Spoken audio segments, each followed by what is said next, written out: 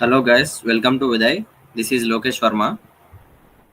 Today we are going to discuss about heat. Heat is the form of energy which transfers between systems or objects with different temperatures, from high temperature to low temperature.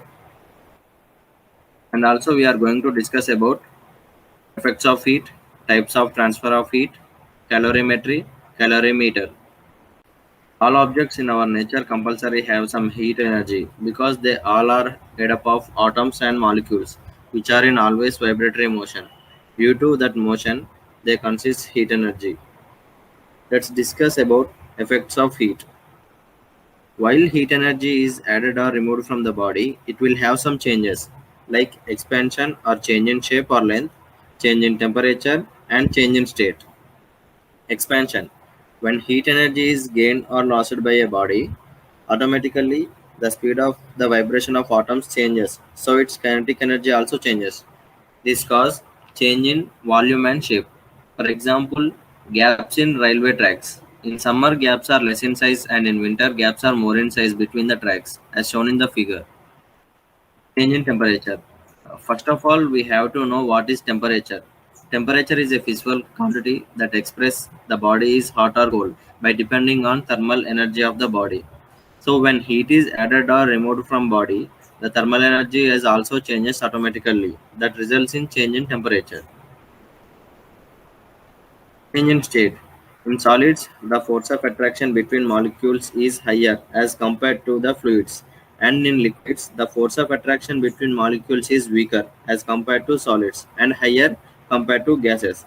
So, when heat is added or removed from a substance, the force of attraction between molecules also changes relatively to the thermal energy of the body. So, state of a body also changes when heat is added or removed. Example, ice converts to water and water converts to vapor as heat is added to the objects. And also, while cooling vapor to water and water converts to ice as shown below diagram.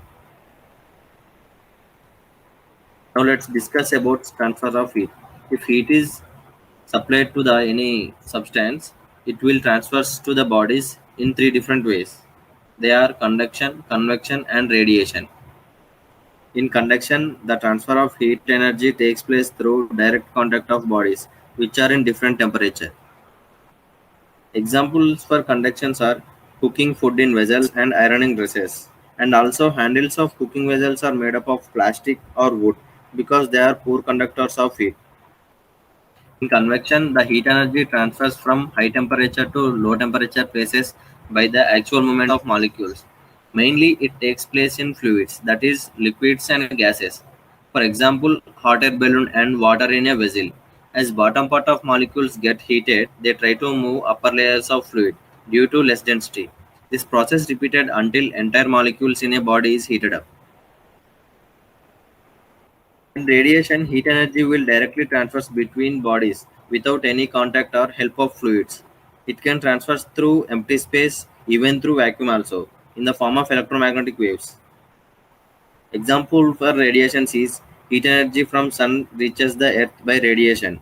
And also while we stand near any fire, we feel some hotness.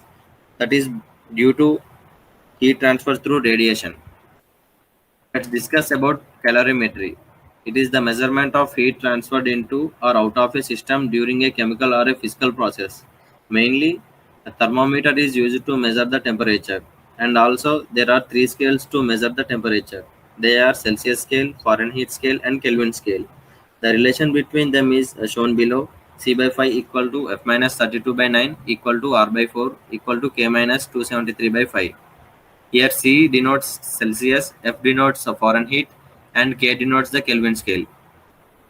Generally, the amount of heat energy gained or lost by a body is determined by three factors. They are mass of a body, change in temperature of body, nature of material of body.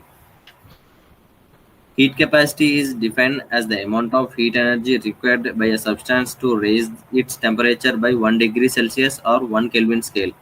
Heat capacity equal to amount of heat energy required divided by rise in temperature. By this, we can calculate heat capacity of all substances. Unit of heat capacity is calorie per Celsius, and in SI system, It is measured in joules per Kelvin. Specific heat capacity. It is almost like heat capacity, but here heat energy is required for 1 kg of substance to raise temperature by 1 degree Celsius or 1 Kelvin scale. So specific heat capacity equal to amount of heat energy required divided by mass into raising temperature.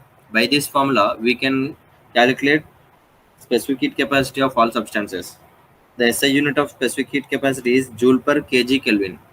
Let's discuss about calorimeter. A calorimeter is a device used to measure the amount of heat gained or lost by a substance. Mainly, it consists of a vessel made up of metals like copper or aluminum, which are good conductors of heat and electricity.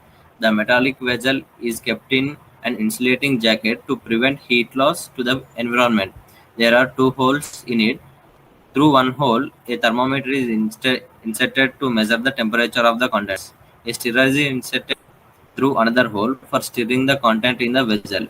A vessel is filled with liquid which is heated by a passing current through the heating element. And also, this device is used to measure the heat capacity of the liquid in the container. Thermostat.